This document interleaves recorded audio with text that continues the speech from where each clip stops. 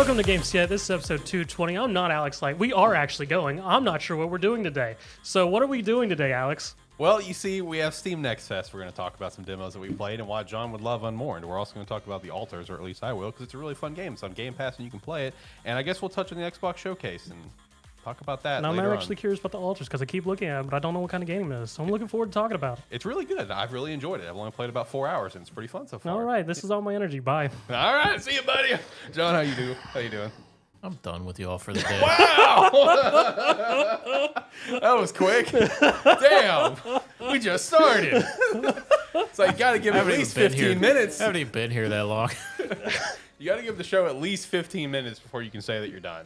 But hopefully you're having a phenomenal day, whatever day you're watching 15 minutes. Well, you've been here for about 15. We got to give the show about 15. That's... I'm not agreeing to these rules. All right, well, hopefully you're having a great day, whatever day you're watching or listening to this episode. We already basically just ran through what we're going to chat about, so looking forward to a few different conversations. Plus a couple other things to touch on later on, like apparently just the gigantic mess that is Age The Veilguard and the entire development behind it. Some other Sony-related news and Mind's Eye. And Dragon Age is a fun game. People should give it a shot. Just the development was awful. The development sounds like it was absolute hell. The Mind's Eye situation, shout out to that. That's also that's something. That's something for sure. But yeah, it'll be an episode. It will be an episode. And also, off the top, go ahead and establish this now. We're throwing this episode up to God right now. It's clear at the moment where we are, but there are supposed to be storms, and I am notorious for losing power. So if we lose power, show's done. Thanks for listening. It is what it is. You'll get half an episode. Yeah, you'll get whatever, however it ends. That's the episode for the week, and hopefully if you John's enjoy it. lucky, he'll get out of the Game of the Week. Yeah, that's true. It is his week. Yeah, it is his week ready to fire. So, anyway, but yeah, you can support if you want to support us further. The Patreon's a great way to do so. We're also going to shout out some Agent Ink and Rogue Energy later on in this show. And if you're watching on TikTok, make sure to follow. We'd appreciate that. All right. So, boys, anything we want to chat about before we jump into stuff? I guess I'll shout this out. Zach and I were talking about this before. You got here. Shout out to Hunter Line. Finished the prologue. Finished my first run. Just a really good game. You should play it. Great game. Really enjoy it. If you like tactics games. Yeah, true. Let's see. Oh, yeah. You know what I found out today? What's that? I apparently got a free copy of Gears of War Reloaded. Oh, because you bought the Ultimate Edition. Yeah. I saw that. Yeah, I saw that Xbox was sending out free copies. Yeah. If you bought the Ultimate Edition back in 2015 or whatever. So shout out to that. Shout out to Xbox. I now own 4 copies of Gears of War. Oh, I misunderstood that. I thought they released a new Ultimate Edition and you bought that. No. I bought the Ultimate Edition back in 2015 and played through it. And now that Reloaded's coming out with the fancier graphics, they're like, here you go. Yeah, it's like, here, take it. Why not? Which, hey, shout out. I mean, it's going to Game Pass anyway, so a lot of people's going to be able to play it just that way regardless. Yeah. So it's just like, yeah, whatever. If you bought the Ultimate Edition, just here you go. Just enjoy. So, yeah, no, shout out to that. I did see that this week. That was pretty cool. One thing to shout out also with just Xbox and stuff is that did you guys? I got it in the weekly wrap up. Did you guys see the whole physical game thing that Xbox is doing? Nope. Yeah, so apparently, like for the first party games going forward, like they're gonna sell a case, but that case is just the digital code, like literally in the box. But then like the PS5 version of the game, that's the one with the disc. And I'm just like, why? First, I mean, and besides like the hardcore collectors and fans, whatever, you know, it's just like, why would you buy Xbox first party games? You can just play it on Game Pass. So I mean, I get it. I don't buy Xbox first party games, but like at that point, just don't even release the physical I was about to say, SKU. if you're going to save money by not making discs for one of your systems, don't even worry about pricing out the extra exactly the boxes, the cover arts, actually shipping and whatnot to distributors. Yeah, like, exactly. It makes just fully go, hey, we're digital only. Yeah, like I don't see the point in that because like I was watching, you know, because we've seen in the last like year or two, just like different first party games not get a physical release because you know maybe we knew it wouldn't do well. Yeah. You know, like let's say Hellblade 2, great game of course, but not one that was going to move copies if it got physical. But like I was watching the Outer Worlds 2 direct, and you know Ben Schwartz, shout out to him. He was he held up a physical case of Outer Worlds 2. I'm like, oh, it's actually going to have a physical release. Shout out to that, and then found out no, it's not. It's a digital game card. No disc, just a card in a box. It's like, why are you even selling it? But that, I mean, we knew we were coming closer and closer to like Yeah. games going all digital. This is the stupidest way to. This is the Yeah. most Nintendo way to do it. And it's not even Nintendo on the Right, headline. right. This is like Nintendo going, well, we gotta sell them a box. They're gonna want the box. It's like no. That's the same No. argument for selling WWE Little Jimmy figures. Shout out to little Jimmy. Shout out to little Jimmy. What a throwback. Shout out to R-Truth too. Shout out to Ron Killings. Well, they've been calling him both names. They were calling him R-Truth the other night. But Well, that's on their mistake. yeah, like it was yesterday on It's SmackDown. Ron the Truth Killings now. Yeah, I know, but they were still saying R-Truth. But Oh yeah, they're using both. That's probably just Habit. 20 years of habit. Yeah, right. So I don't know. Anything you guys want to shout out? Anything you guys want to chat about before we jump into stuff?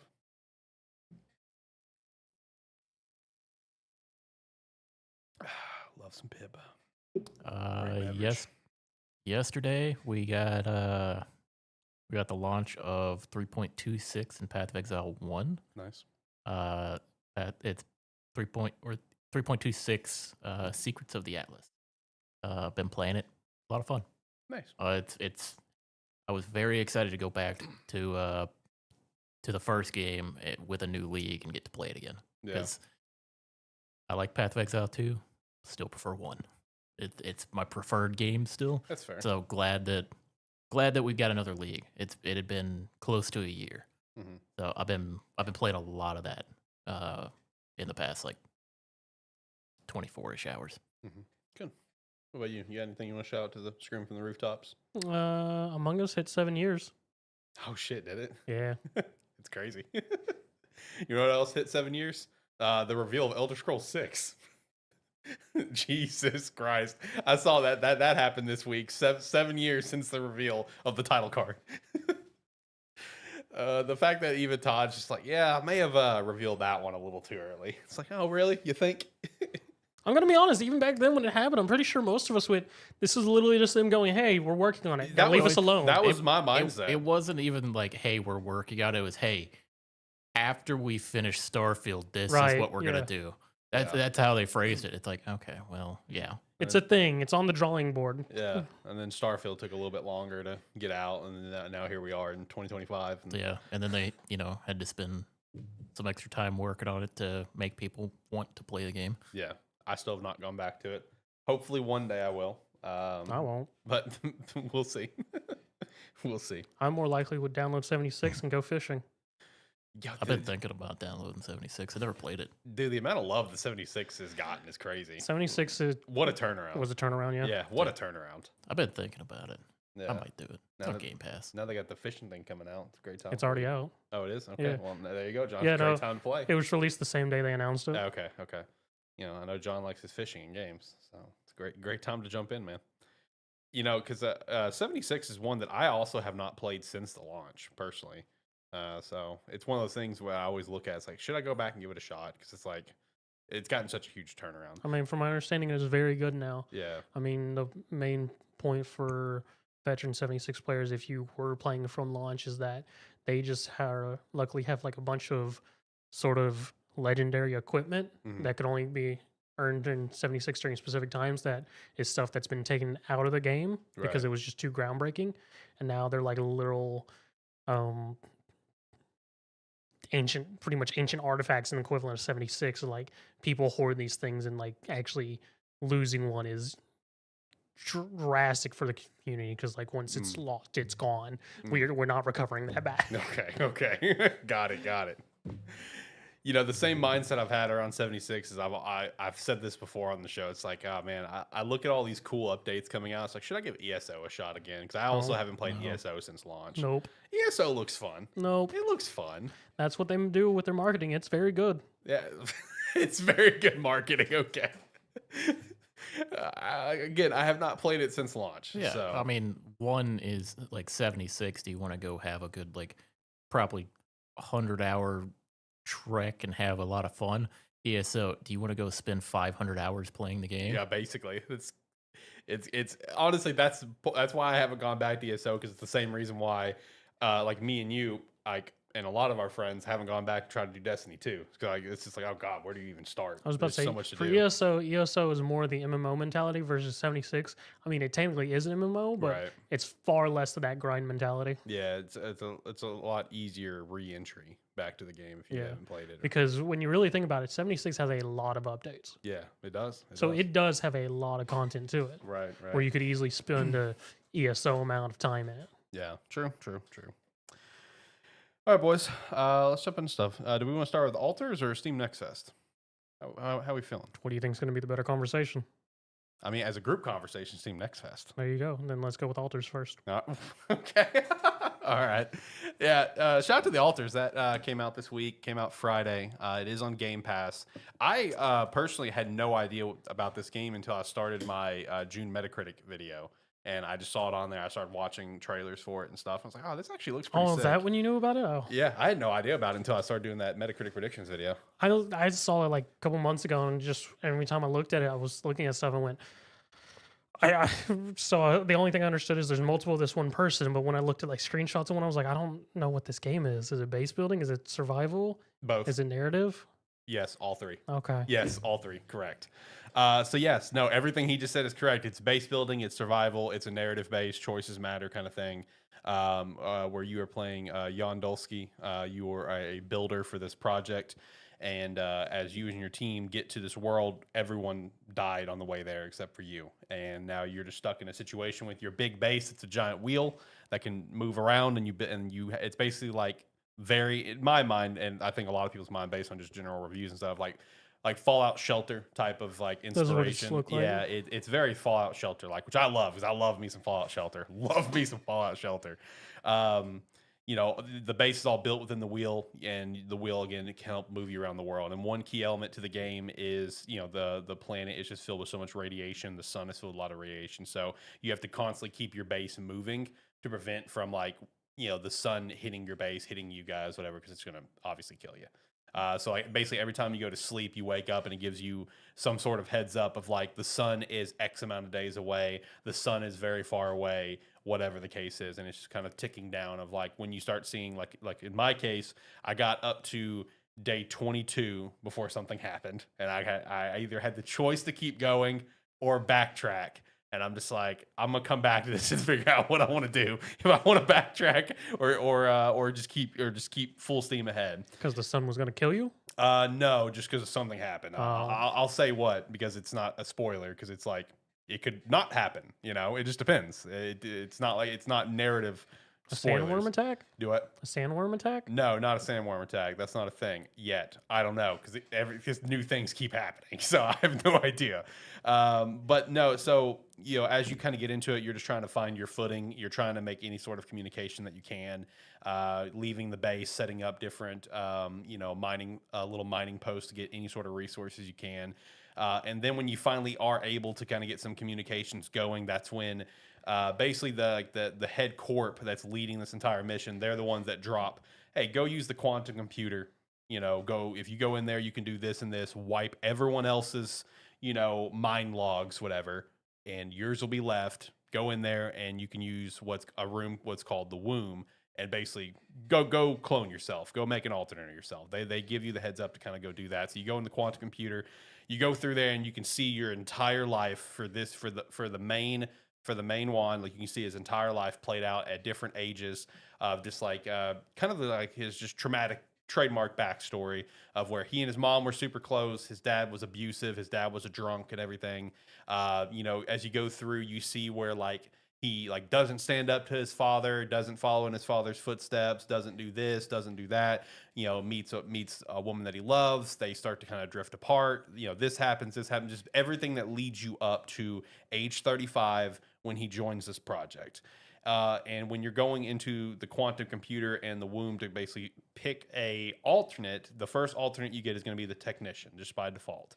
So how it decides where it is just a single point somewhere in your life that is your branching point, where it's like, if you would have done this, this is how your life would have went from there. So I think for the technician, I think it was like, I think it was like age 20 and it was standing up to your father, I think is what it was the branching point of where you became like a technician eventually, or you went the route that you went with the default one. And then when you go through the technician route, that's when you start seeing how the technician's life played out, just going through different jobs. You got a really good job, and there was a boss that he really looked up to, kind of bonded with, almost like a father figure kind of thing. And then apparently that boss was like buying like illegal stuff, for their plant and everything. Cops had to raid it. He got arrested. Then technician one felt betrayed, kind of thing. Like, it's really fascinating seeing how all the different all the different branching life points play out for each individual character. Because like for me, in my case, the second alternate I made was the scientist. So it's the same thing. Like the scientist, his branching point starts after like you already had started like gone to college and stuff. So like, default one chooses not to go after this science degree or whatever, and his professors were like really disappointed. And in the scientist's case, obviously he did. So in this route, you still meet the same woman, Lena, that you love, but with the scientist route, they just fell completely apart. Because he's focused on work, he's focused on being a scientist. She is also wanting to go do her thing with college. Like, they meet later, kind of thing, but they're good friends, and it's just this. Yeah, it's fascinating to see all these different routes. And then after those two, from what I could tell, it's pretty much kind of free game on like when you're able to get another alternate who you pick. So I picked the miner, because it's like, I could use some help with mining. That would be great. That'd be awesome. I could really use help getting these resources, and his life story is traumatic as well. Dude lost an arm at one point, in a mining accident. So, whenever he gets recreated from the womb, he has his arm, which causes him to freak out. Like, why do I have my arm? What is going on? And that's one of the most interesting elements to creating all these characters, is that conversation point between the real one and them of, yeah, you got created, you're a clone, and kind of navigating those waters of helping them kind of get on board. Because like, at first with like the technician, you and the technician were really at odds, because the technician is just under that mindset that So wait, are you romancing yourself? There's no romance. But you're like, you're talking to them, trying to convince them to join this project that you just brought them to. So like you're sort of trying to woo them and be like, hey, this is a great idea. Look, it's just all of us. We can just... I wouldn't call that romancing, but you are trying to woo them in a way, yes. I wouldn't call it romancing, though. I got a quick question for you. What do you do in the game? I feel I've been trying to like listen. He has stated the narrative part. Yeah, I'm going through the narrative aspect of things right now. Yeah. Okay. Yeah. No. John's like less story, more gameplay. Yeah, I thought we were going to talk about the game, but you're just talking about like the 3 alternates. Potential lives, and I'm like, this is all important, because again, like one key element to the game is maintaining the morale of all the alternates at the base. So like that is a key part of your gameplay, is like everyone kind of being on the same page to some extent, someone not being super pissed off, getting recommendations from certain characters, because that also opens up more doors. It's like when you and the technician kind of get on the same page, he starts giving you more ideas of what to do with the base, or at this, or at this. Same thing with the scientist, and I assume the miner as well. I don't know yet. So this is also one of the interesting elements, is that depending on a few different choices and how you manage your time and manage your resources. I mean, people can straight up die. The miner straight up died for me at day 22. So what happened in my playthrough that I was working on is the miner, with this arm that he has, right? Whenever he lost his arm, he was obviously on a lot of painkillers. Did he just go too far? So did he realize I have the strength of 2 arms instead of 1 now? No. And he just caved himself in, which is too powerful or a swing? No, he did chop his arm off though. He did chop his arm off. So he asked for painkillers, because he's like, even though my arm is here, I still feel like the phantom pain, right? And it hurts like hell. He's like, I'm not a wimp, but if I'm telling you it hurts, it hurts. So you can agree, give him the painkillers, but then as you go day by day and he's working on something, you keep getting a notification, miner got into an accident. The miner got into an accident. The miner is injured. And you can keep confronting him. It's like, I heard you got in an accident. Are you okay? He's like, I'm fine. It's not a big deal. It's just a scratch. He's like, I heard you're injured. Are you okay? And he's like, it's not the painkillers, I swear. So it happened like 4 times. So I'm just like, all right, you know what? I'm going to take the painkillers away from you just to see what happens. and then he chopped his own arm off in the kitchen. And he ended up just dying from his injuries. So shout out to that. So now I think I'm going to try to backtrack and leave him on the painkillers and see if he's going to die by like an accident, by just getting injured. So I don't know. It's just interesting. Now, as for the gameplay, the whole aspect of the gameplay is like base building, trying to basically get rescued. You're getting this certain resource called Rapidium, which the Rapidium is used to create more alternates, and it's the whole point of the mission. It's what the Corp is there for, is the Rapidium. I'm sorry, Rapidium? Rapidium. As in like repeat? Yes, I assume. So you can make alter yourself to repeat your life? I guess you could look at it that way, yeah. It's a different way to look at it. Also, imagine being the rescue crew of this at the end of this and roll up to this like base. 40 of them. And there's just 20 of the same guy, and you're going, what the fuck? It's like, what do I do? I'm here to rescue Juan. Ah! Yeah, it's like, hey, we're all one. Oh, yeah, right. You roll, because like that's also that, man. Honestly, I hope you actually get to see how that plays out, because apparently with the whole quantum computer, the womb, the alternating thing, that's like a top secret classified thing. And the only reason why you were even told about it, it was actually like the head dude of this mission said, yeah, go ahead and tell him about it, because like we kind of need the Rapidium. So like if he's there, we need him to get it. So like it's top secret. You can even do that. So I hope I get to see that play out. So you saying that only makes me think, because anytime alternate people are reacting, my mind immediately goes to comedic situations. Right. And so all I picture is them going like, so he's going to get you rescued. And what are we going to do? Do we tell him to start killing himself? And then just back on the ship, there's just all around a round table in the kitchen. So who's going? Yeah, who's going to do it? Oh God, that's great. That's great and fair. That's a fair thing to think about, because now you've got me thinking about it. It's like by the time I reach whatever the end of the game is, because I'm in Act 1 right now, so like, what is that? How is rescue gonna go when that time comes and I have like probably like 15 to 20 of me? You know what I mean? Now you've got me curious. But no, for the general gameplay, your whole idea is just to continue to essentially stay alive, avoid the sun. So as the base moves and gets to a new point, it's like we've already moved the base once, and the new point that we got to is blocked by a gigantic lava river. So now we're set up, and we're just mining materials, and we're trying to figure out how to get over it. By getting more materials. It's a step-by-step material kind of game, building your bases, assigning your alternates to go do different things. So it's just like technician, you can just assign him to general base maintenance, like, oh, hey, go make the food. If anything breaks, go take care of this, go take care of this. Obviously, the scientist, I keep him in the lab for all research purposes. The miner, he was helping me out in the field, but obviously he's dead, so that sucks.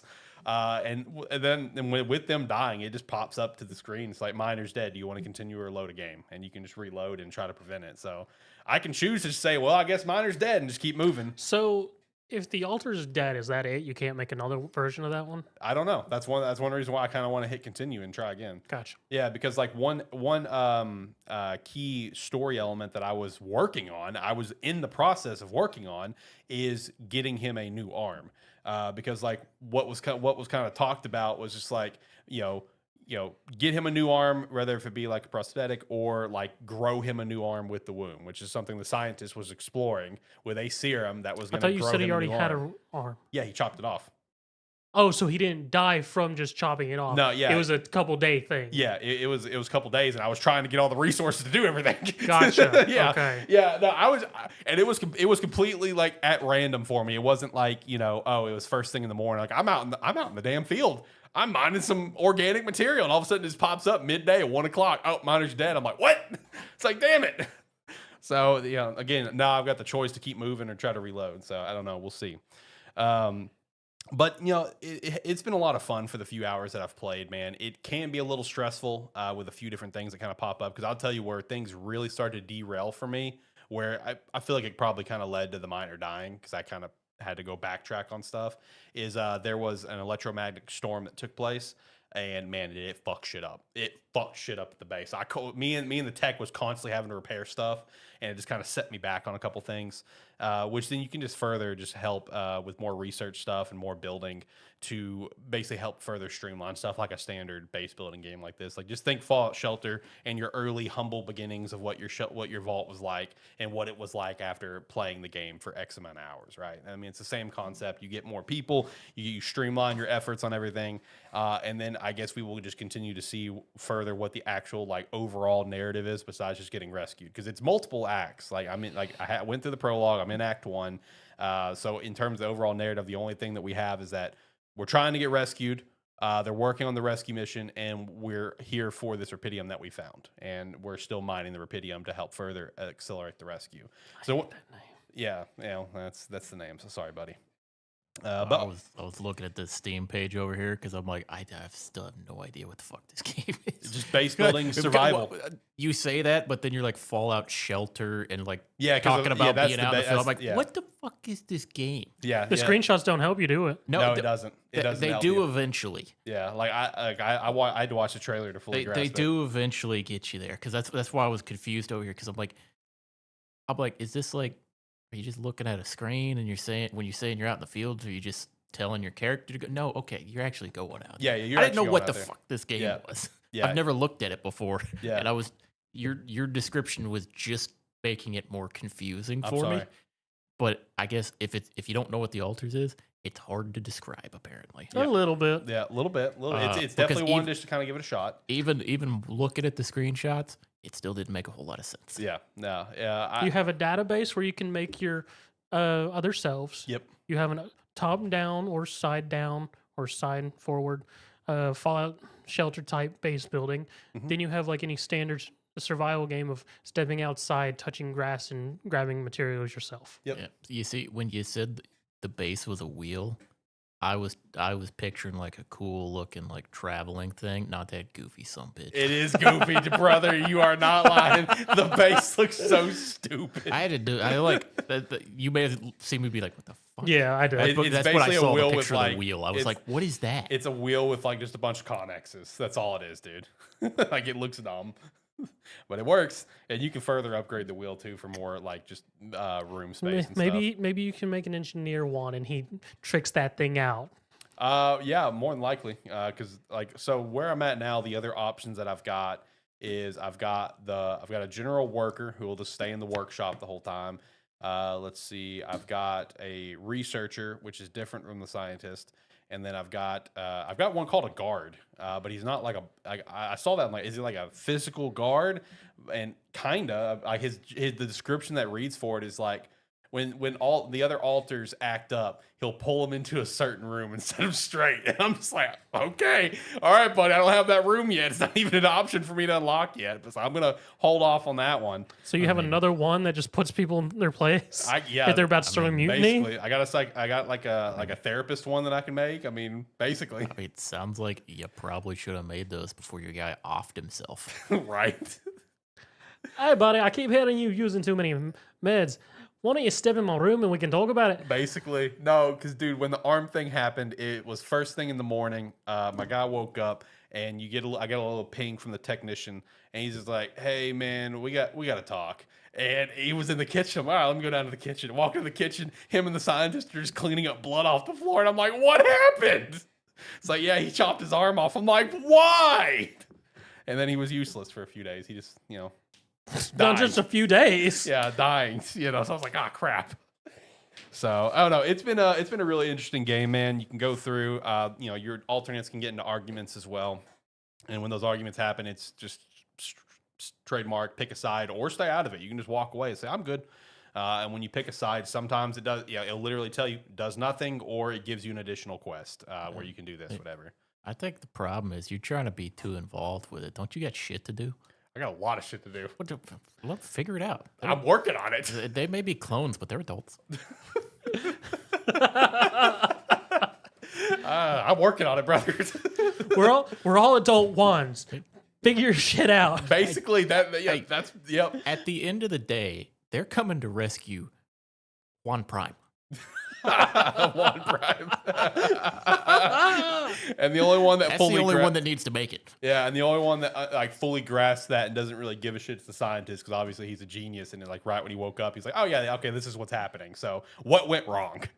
And he's just like, yeah, whatever. I'm just here to do your bidding, I guess. So and he just look at the Prime One and went, how'd you fuck this up? Yeah, exactly. And it's just like, and he basically roasts you. He's like, well, I can tell you don't process information as quickly, so here's another way I'll explain it to you. And I'm just like, God bless, fuck you. So no, it's been a really fun game so far. I've been really enjoying it. Look forward to playing more. Like I said, it's on Game Pass, so it's worth a shot. You think you'll ever get the one that became a clown? I wonder if there would be a That's the comedian playable one. character. I wonder if there's facts. That's basically One Prime. If we're gonna be honest, you look at his life story versus the other. He's basically the clown. That's not wrong, because I think it was actually One Prime, where it's like later on in his story, it's just like, he's going to parties, having a good time, and the jokes are just rolling off him, is what it said. So yeah, actually, you're not too far off. One Prime is basically the clown. So shout out to that. But no, The Alters, fun game. It's on Game Pass. Give it a shot. I've been really enjoying it so far. All right, let's shout out a sponsor. Let's shout out Rogue Energy. Use our referral link down below, promo code Sparky3 to get 10% off your order. If they got a better sale going on, don't worry about it. Just use our referral link, and you can still help out the brand. You don't have to use our promo code. Whether it's for the hydration line, the chill line, or the energy, they're all fantastic. We recommend them all, and you should 100% pick them up. All right. All right, boys. You want to talk Steam Next Fest? Been having some fun there. Some demos. A lot of good demos out there. A lot of good demos out in the world. There are a ton of them right now. Yo, facts. Yeah, pretty much everything in Next Fest had a demo. So Yeah. I mean, I've been pretty lucky this time with Steam Next Fest, or maybe lucky's not the right word. I've just picked games, and so far all the demos have immediately translated into going on my wish list and just waiting on them to come out at this point. Nice. I've played a few, not as many as I would normally like to play. But I was gonna ask you at some point, John, how was Frosthaven? it is pretty good. Okay, because I didn't even realize I apparently had wishlist that at some point in time, and I got an email saying, "Hey, Frosthaven has a demo." I went, "Oh." And then I saw that you and one of our friends had played it. Yeah, we pretty much we played it a little bit, like with three of us, and then me and one other buddy was playing it. Frosthaven, for anybody that is wondering if you played Gloomhaven, very, very, very similar. But yeah, I've played a few demos. I was gonna look. I've played Frosthaven. I played name of it. Let me look at my recent game. Played a game called Abyssus. Abyssus is pretty good. It's probably the one I've enjoyed the most so far. It's a third-person roguelike game, or a first-person shooter roguelike game that has, like, it's pretty fun because it's the movement in it is pretty good. Everything's fast paced. You can get you get a double jump and a dash forward, so you can zip around pretty good. So it's got some good mobility. It's got some good mobility to it. It's interesting. There's 4 weapons available in the demo, and each weapon, not everything is available in the demo, but there's 4 different weapons, and each weapon can have like a different barrel and a different secondary firing mode, because the way they classify it is primary fire, ability, and secondary fire. And between like the different weapons they have and like their elements that you would essentially your power ups are just different element types that get added on to the different firing modes. It's a really fun game so far. I've played a few hours in the demo, and yeah, at this point I'm just waiting on that game to come out because I'm gonna play the shit out of it when it comes out. Also played a game called the other main one that I played up was a game called Jump Ship. I saw you hop on that. Jump Ship It is sounds interesting because that was one I was looking at. it's a sci-fi like kind of salvage game where in the in the first mission of the game, where it's like the prologue mission, you essentially escape a planet with a ship that's kind of broken down, and then you go on missions, and during the missions you like it almost looks like a roguelite map Hmm. where you have your starting point and then you pick one of two or three locations to go to, and then from there you go to another one. But at like uh, each location, there's like broken down ships and things like that you can go on and loot containers. But there'll be like pirates and like space pirates and that are attacking you that you got to shoot down. There's ship combat. There's When you say ship combat, like you're actually controlling the You're ship. controlling the ship. Okay. And controlling the ship. The game is made for co-op. There's the person who flies the ship has control of I guess that's ship guns, and then there's a secondary, like for a second player, a weapons control station. okay. That's where I was gonna go. Was like, is there different parts to control? But yeah, you. Yeah, there's different weapon controls. I assume as you upgrade your ship or get a better ship, you can add more modules and stuff to it. But in the beginning, you're limited because you essentially have like a wall on the ship that as you unlock, or that has like a generator that you input into it, and then it has so many like lit up squares on it, Yeah. and everything that you want to put on there has to be completely covered by the lit up squares, and a lot of them are taken up by like the normal ship function type Yeah. stuff, so like reactors, engines, things like that. So as you continue to play and you unlock like a larger and larger map that you can put out there, like you can have multiple different weapons in the weapons control station that you actually have to go and install on the side of the ship. You don't just get to shoot infinitely; like you have to gather resources in the mission to craft more ammo for all the different weapon stations, and then go outside the ship and Load them. and like some of them you have to go outside the ship and load it, and then there's uh like a ammo station that you can load up. But if you want to swap out weapons that the ship has, you got to go outside the ship and load them, like swap them out and load it up. Uh, but yeah, you basically fly the ship around till you get close to a point, and then you jump off the ship and like fly in your spacesuit and fly out there, and then you have like repair tools. There's a ton of different weapons because there'll be like kind of like sentry robots and stuff that are kind of flying around guarding the stuff that you're salvaging that you have to take out. It's pretty fun. Only played like 2 missions of it so far, but it kind of gives you the gist of the game, and it looks like it's going to be a lot of fun. Nice. Opposite of me, I've been playing Dead as Disco. I saw you get on that. That's one of like the top trending ones right now. Yeah, because I actually caught wind of it before Next Fest, and was actually happy to see that it put out a demo for Next Fest because I think it's the same one they put out a couple months ago because they did put out like a technical demo for a little while for people to mess with. It is Rhythm Sifu. Okay, so the quick little preview I saw of it, that's what I thought. It was like, this looks like a Rhythm Sifu. It is Rhythm Sifu. The little demo it has 2 main modes. It has the endless disco mode, which you can just go through the list of tracks that they have in the game, and you just beat up enemies to that track until it ends, and you get a score for the leaderboard. Or if you're real fancy, you can import your own songs and play those on it. And then it has one of the actual levels because the main story it's trying to tell is you play as Charlie Disco, and you have died, but through some shenanigans you've come back to life, and you're now trying to figure out why you died. So you have to go fight the 7 idols, who are all sort of different genres of music styles. And like the one they have in here, Hemlock, he's sort of he's designed as punk, but the song they have going through the level, It's more like glam rock.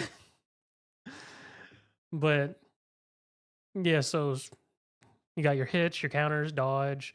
You have your fancy takedown.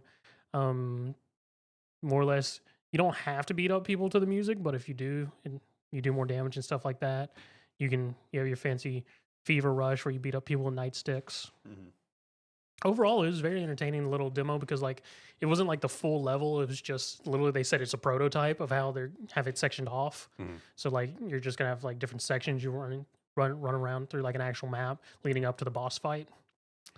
But I mean, it was fairly interesting because you had your initial ballroom where you're just fighting people. Then you ended up in a subway where you have trains coming out different ways that you have to dodge to when they're coming at points in the music, Right. which eventually leads to a nice little offset where they both come on, lights flash, and send you to another room. Mhm. Yeah, overall, I have fun with it. Nice. It's rhythm games and it's Sifu. I'm Right. completely fine with it. Nice. Nice. Dead as Disco is going to be a phenomenal game when it comes out. The other one I've been messing with is Riftstorm. Yeah, I saw you that you were playing that today, weren't you? Yeah, it's an ARPG with guns and then just characters with abilities. More or less, I forget what they called them, but more or less rifts have opened up across the world, releasing the paranormal and things like that. Because most of the enemies in the demo are either spectral enemies or hellborns, Mhm. and it's an ARPG. You pick one of the 4 characters that are available in the demo. You choose your loadout in forms of a little token, which enhances an ability in some form or fashion. You have general ones, and you have character specific ones.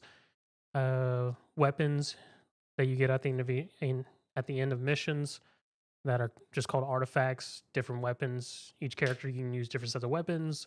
They all have rarities and bonus skills based on rarities and whatnot. The main types of missions are just standard sort of dungeon crawls. You go through several sections just killing through enemies and grabbing loot, which ends in a boss fight. There was actually which those can be done in single or solo or at a party. Anything can be done in solo party, but um, there was 2 dungeons which can be done solo very easily. Then they had 2 that were suggested parties, which one was a wave defense. You had 2 spots you're trying to defend, and it maxes out at 59 waves, but it has segments where after every like 10 or 11 waves, you can just go ahead and extract and end the mission there, or you can keep going where it gets harder and get better loot. And the other one was just a uh, giant boss fight. Mhm. And yeah, no, it fucked me up as a one person. Each character has their own sort of play style. You have a turret, someone who sets up turrets and more or less uses summon creatures. Big ass tank. He does stagger damage. He gets buffs from having more health, things like that. You're just standard character, throw lobs explosives, shoots things a lot and very well. Named Rook, because that's your tutorial character as well. And then the last one, I did not actually mess with her, so I don't actually know what she does. Yeah, that's all. I mean, it was fairly interesting. It'll probably be an interesting ARPG to hop into if you just want one that's sort of a more modern style with guns and the paranormal. Right. Right. Overall, I mean, it was fairly entertaining. It does try to overwhelm you a bit, which can be a slight pain, but I mean, it's sort of standard with some ARPGs. Right. But I mean, for people who aren't used to ARPGs, I could be very well see down the initial staggering of just how much it overwhelms one, not being great. Mhm.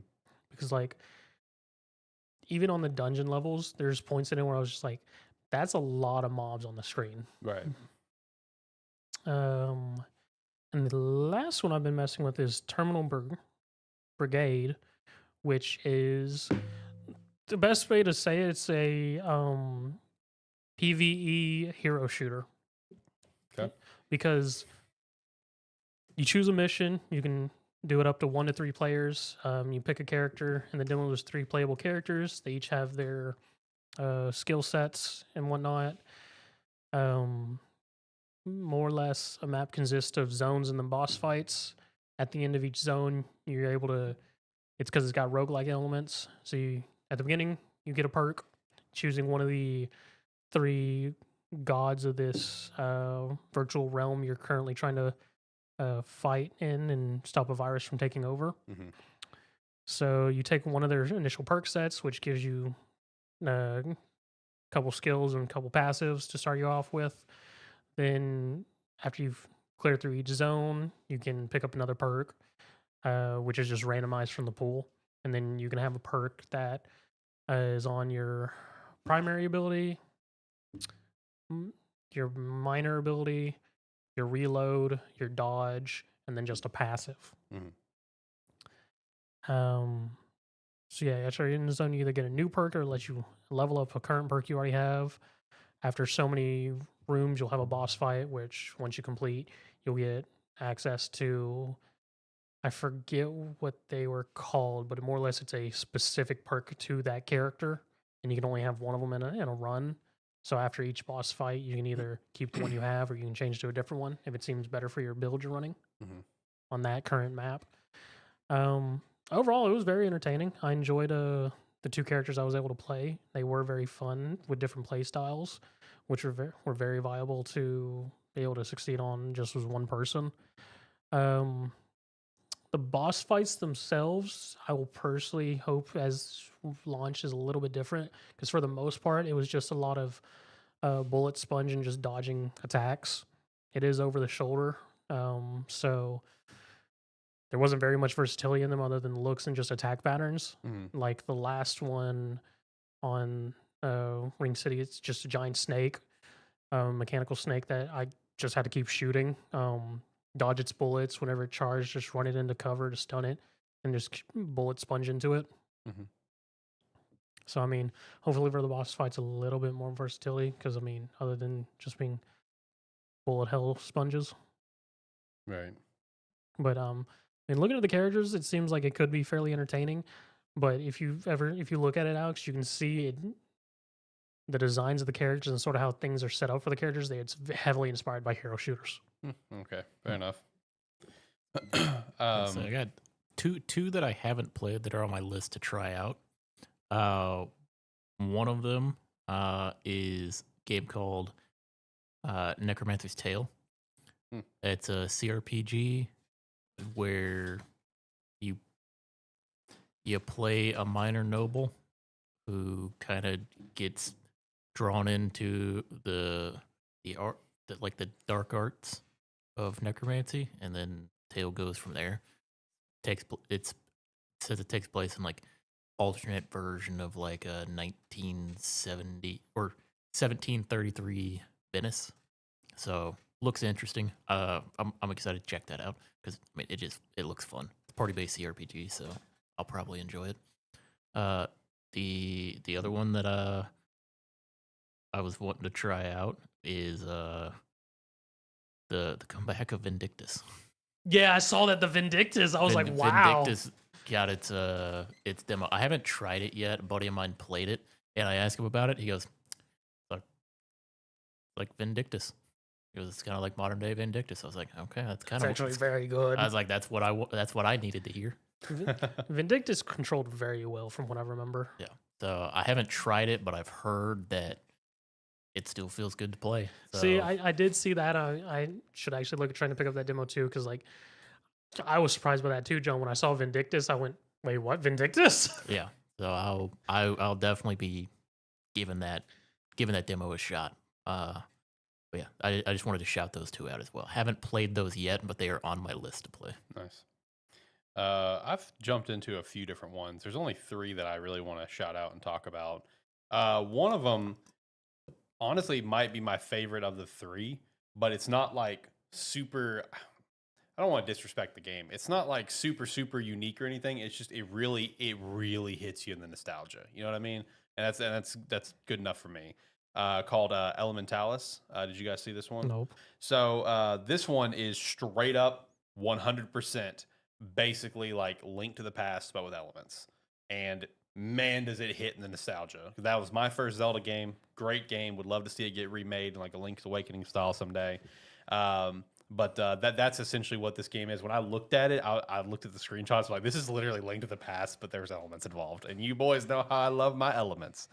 So no, I mean, the game just starts off where you're the son of these two elementists who are trying to destroy the elements. The elements are like these little, almost like yokai-esque beings of each of the core elements, and their goal is to destroy them all. But with obviously doesn't say why. They're just like, I know we can destroy them. I know that we can destroy them, but they don't come off in the sense of it like they're evil and want to destroy it. So there's obviously probably a narrative purpose there.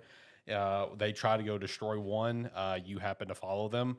Shit happens. You get the 10 years later screen, and you've been raised the last 10 years by their last master that they had. And he basically said, it's like, yeah, your parents were determined they could do this, and even though they're wrong to do this, and go out in the world. It's like, Yeah, it's dangerous to go alone. Take this kind of thing. I was really hoping you were going to say this. He was raised by the elements. He was not raised by the elements. No, so like over the last 10 years, in the narrative, the elements are gone because, like, I guess your parents succeeded.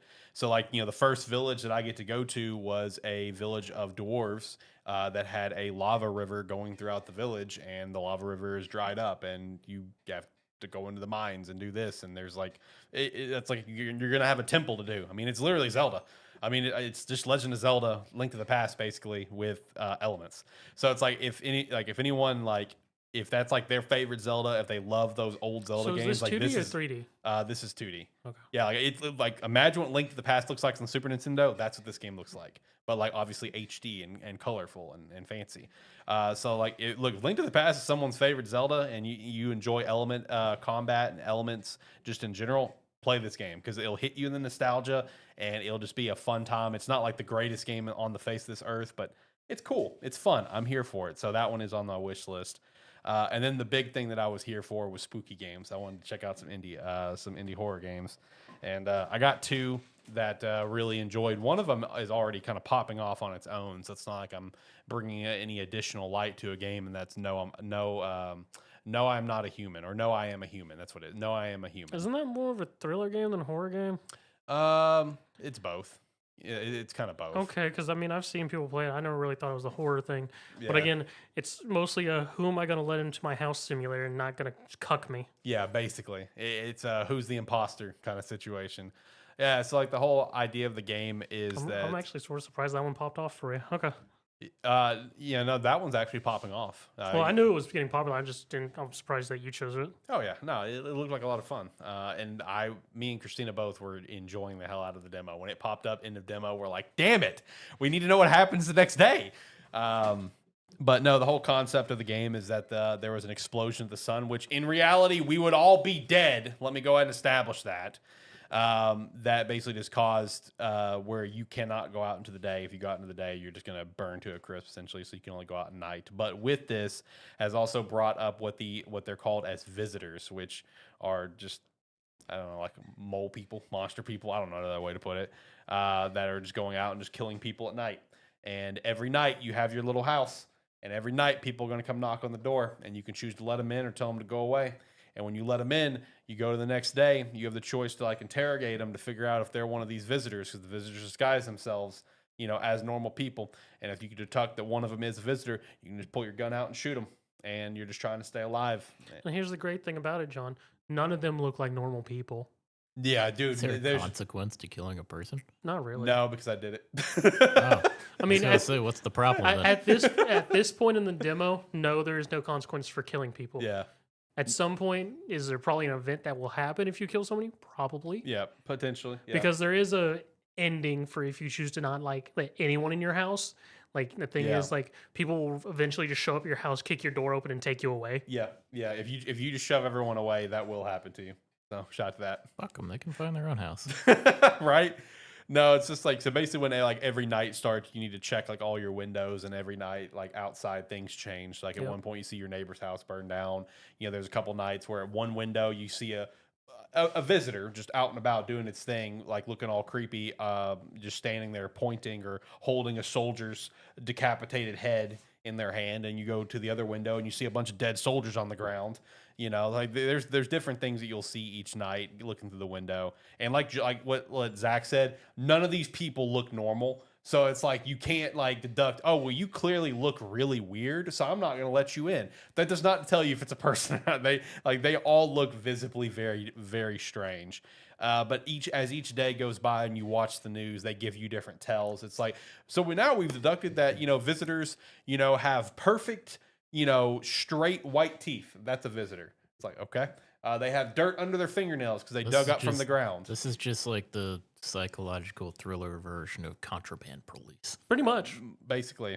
I mean, it's pretty much another Papers, Please. Yeah. It's like, because that's what it sounds like. And now I understand why it would be popping off, because those games have become huge. Or like one other ones recently been popping off, which is more similar to this one is That's Not My Neighbor.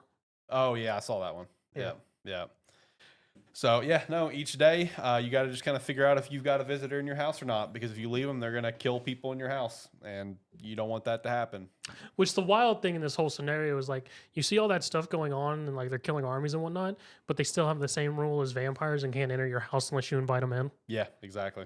Because that's also one of the telling signs. If they come up and they come to your door and they're just like, are you alone? That's an automatic tell sign. That's a visitor. And you're like, get away from here. If they come up and ask that, it's GG. You already know.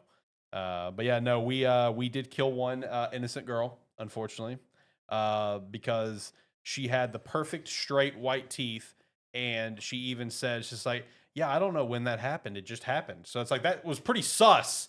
It's with the situation at hand. So we shot that she her. had straight white teeth? No, just like well, number one, because it was like that was the first tell sign you unlock is the teeth thing. Because we got up to 4 tell signs by the time it was the perfect straight white teeth.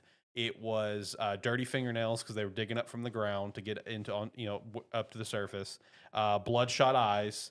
And hairless armpits. Those were the 4 tell signs for the visitors the game gave you.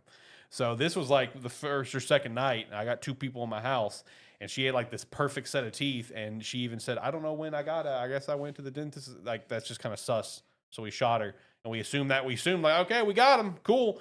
And then we actually killed a visitor, and it gives you a little pop up on the screen, a little graphical pop up, and then Christina's like, "Oh no, that other person wasn't a visitor. We just killed an innocent girl." I'm like, "Well, she's dead. We moving on. It is what it is. It happens." But no, had a lot of fun with it, man. That one's like, not like what John said. Not surprised to see it's popping off because the type of game that it is. Having a lot of fun with it, and looking forward to the full release on that one. That one's on the wish list. And then I also checked out another horror game called Unmourned. Okay. Now you fuck right off. Now you're gonna have to explain what went through your mind that made you think John will love this game. I looked at one screenshot and I went, he can go fuck himself. That's the exact thought I said, John, I because didn't look at it until about 5 minutes ago, and I went, nope. he put that in our chat, and I immediately looked it up, and I saw the first shot. I went, John would say, "Fuck this." No, John would love this game. John, this game is for you, brother. I think you would have a great time. I'm busy for the next few weeks playing Path of Exile. Alex, I'm going to have to drag you to Guilty as a Sock and explain yourself. John would love it, man. That's his game. No, I will say that game is creepy as shit. Like there was definitely some points that even got me, and I'm usually pretty solid for the most part playing any sort of horror games where it's like I may get like, oh shit, every once in a while, whatever. But there were a couple of these that just like, oh god, like it just got me. Like, so this game man, they nail the vibe, dude. The spooky vibe is so good. I was gonna say as well, you also know me. It's like trying to tell me, oh, you would love this. That shit doesn't work. You're more likely to get it if you're straight up with me and be like, hey, you know what this is. I just want to see it. I just want to see your reaction. It's like, I'm still going to do it, but you're I more just want likely. to see your reaction to it. No, dude, literally right out of the gate, when the demo starts, like immediately Christina's just like, oh, I don't like this. I'm just like, babe, if this becomes too much, just X the stream, get out of here. Because like it immediately starts off, first person, bloody hands, table, blood on the table with a hammer and stuff. You hear 2 girls screaming and crying behind. It's just like, oh god, dude, what is happening right out of the gate? The character walks up to this contraption. It's got it's got 2 ropes coming out, and he just twists it, and then you kind of put something on the table, turn around, and all you see is chairs and feet, and it's just like, and they're just screaming and begging for mercy. And he just walks up slowly, kicks one chair, kicks another chair. So can I ask, were the dogs out? Stop. I gotta know. The dogs were not there. The dogs were not present. But no, I mean, You go play the demo, Zach. Yeah, go play it yourself, buddy. I mean, I don't care. I'll play it. But no, man. I mean, I'm talking a fiery start with that, and it's just immediately gets you hooked. And then from there, you're just playing a character who's like investigating. Like, were they on actual hooks? Stop. It's not Dead by Daylight, brother. It's not Dead. You by said Daylight. he kicks over the chairs. There was ropes. I don't know. Maybe I there was mean, hooks. it could be. I don't know. You don't get to see it. You don't get to see it. That'd be a little too much. But no, you're just basically investigating this house, seeing kind of what happened, trying to figure out more about the people that once owned the house. But immediately, I was already bitching about the game at the front because, like, this is like a house you're investigating. You know it's a paranormal, spooky house, and your character takes a fucking nap upstairs in the house. Like, why are you napping in this house? Because it's like that's what I realized. It's Dude like, is actively saying his dominance. I give little shits about you, real. Spirit. Because like when like your character wakes up and he's like, oh, it was just a nightmare or whatever. I just assumed, okay, now we're gonna go do the thing, right? We're gonna leave. We're at our house. We're gonna go do the thing. No, we walk out in the hallway. We're in the house. We're investigating. I'm like, why were we just napping in the house? Why? It's a long drive to get there, dude. Yeah, so take a nap in the house that has things that can kill you. Jesus. No, dude, the game is creepy though. Like there's a lot of different points that it hits you with. Just like hallucinations. You know, obviously the trademark, just lights turning on and off, different noises. You can just straight up die. You know, at just different points if you just take too long, or your sanity goes too much off the deep end if you're in the dark for too long. They nailed it on the vibe, dude. The vibe is solid. I'm looking forward to a full release. One thing to shout out though, because it was just bothering the shit. I mean, I told you what it was. But funny enough, like I went and I watched some other videos of people playing the demo just out of curiosity of like, has anyone else noticed this? Because the other game came out first. The woman, like the spiritual ghost in this game that's like kind of chasing after you and popping up and scaring you, top to bottom, everything about her is the exact same character model of the old woman in a game called Pieces of Me that's like that came out in May and it's kind of popping off right now. So it's just like, did they steal from them, or is this just like a basic Unreal Engine asset? I have no idea. I just assumed it was probably like an Unreal Engine like default scary old lady ghostly figure asset, and they just used it for both, you know, because they're 2 different developers completely. Pulled my mic out. There we go. But no, it was just really bothering the crap out of me once me and her realized it, because me and Christina just finished watching Queso play through Pieces of Me. So like it was fresh on our mind of like when we got into the game, it's like, that's Olga. What is Olga doing here? It's like, I'm very confused. Also, shout out to this. Talk about a small world moment. Do you remember a couple years ago? I think this might be before you have joined the show. I don't remember. Do you remember us talking about that Summer of '58 thing? Yeah. Yeah, the Pieces of Me is by the exact same developer. So it's like when I was watching through this this gameplay of Quesos, I went to the Steam page like, I want to play this too, whatever. I went and looked at it, I'm like, Amiga can't. Why does that sound familiar? I clicked on the developer and I saw Summer 50. I'm like, wait a minute. And I went to YouTube, I'm like, Sparky3 Summer 50. I'm like, oh, we talked about this years ago. I can't remember if you were on for that. Summer of '58 was a game they made that could like literally be beaten in like an hour and 20 minutes. Yeah. So people were beating it and getting a refund for the game, which was awful. Yeah. So yeah, shout out to that small world moment. So, I assume every game they've developed since is a lot longer. So shout out to that. I assume they handled that. Yeah, I would assume they took care of that business going forward. But no, Unmourned was creepy as hell. I'm excited for the full release for that one as well. There's some other horror games that I've got wish listed, but I have not got a chance to play yet. I'm drawing a blank on their names. I know one is like, okay, so one of them, based on all the description, I couldn't tell if it was like a Dead by Daylight multiplayer game, because if it's that, I really don't want to play it. I'm good. I want to play like single player stuff, but I know it's multiplayer, but I couldn't tell if it was PvP or PvE. But it was like called like Cult of the Child Eater or something, where you're just you're a bunch of kids trying to run away from like nuns that are trying to eat you and shit. I don't know. It looked creepy, but I don't know if it's like a Dead by Daylight thing where like the nun is a player, or if it's That sounds more like a NPC. devoured style game. Yeah, I don't know, but that was one that I had wishlist as well as a few others. But no, Unmourned is pretty sick. I enjoyed the demo for it. It was creepy as hell. That's for damn sure. What up, Steve? Hopefully you're having a great day, my friend. Unmourned. That was the game I was talking about. You guys got any other demos that you guys want to shout out? Shout out to Steam Next Fest. Shout out to Steam Next Fest. A lot of good demos out right now. A lot of good demos out right now. A lot of good horror demos out right now. Go play some horror games. John, go play some spooky games. It's your time, brother. There's so many more non-spooky games. Yeah, true. True, there is. I had to hold up on playing demos so I could play Path of Exile. That's true. That's true.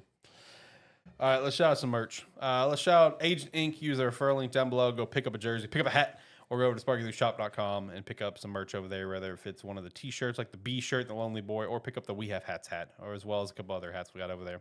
Again, use the referral link down below for Agent Inc. or head over to sparkyshop.com, pick up some merch there as well. We'd appreciate that extra support.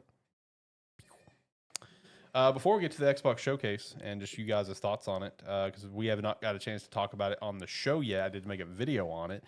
Did you guys have any things that you guys want to talk about first? Anything you want to throw out there? Because I got the Xbox Showcase basically part of kind of the weekly wrap up at this point. Not particularly. Okay. What you, buddy? Nope. All right. Xbox Showcase. What'd you guys think about it? I already did a video on it. If you haven't watched the video, go watch it. I appreciate that For support. me, it was alright. Yeah, it was good. It's fine. I forgot what happened in it. So, I guess that says a lot. yeah. So, out of the major showcases that we got, it was probably my favorite.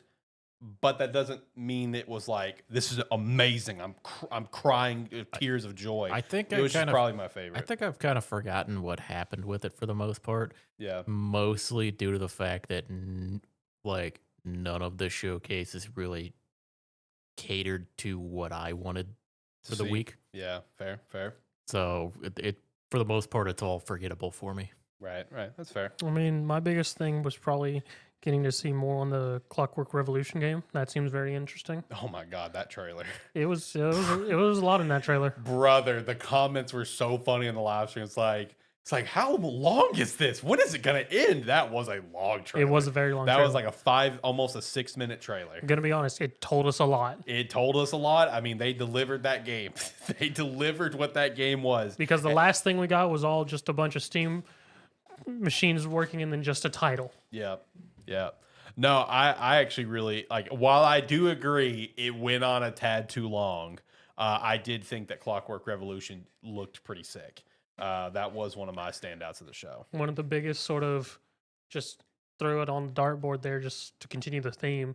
We have a release window for Silksong. Oh yeah, I know. Just later this year. Just that's all it is. All we know is it'll be playable with the Xbox ROG whenever it comes out day one. So Right. we know it'll be out by then. Yeah, it'll be out before then. The fact that a new trailer for it got dropped as part of the ROG Xbox trailer is so damn funny to me. I feel like this point the developers just like, yeah, just throw it in that. Yeah, who cares? Whatever. Because at this point, that's literally all we have for Silksong. Is every time we get its new update, it's in something else. Yeah, right. It's never just a straight trailer. So shout out to that. Apparently, the overall feedback on that Asus ROG Xbox Li has been pretty positive, though. People seem to be, at least people that got their hands on it, Summer Games Fest, seem to be pretty excited for it. So shout out to that.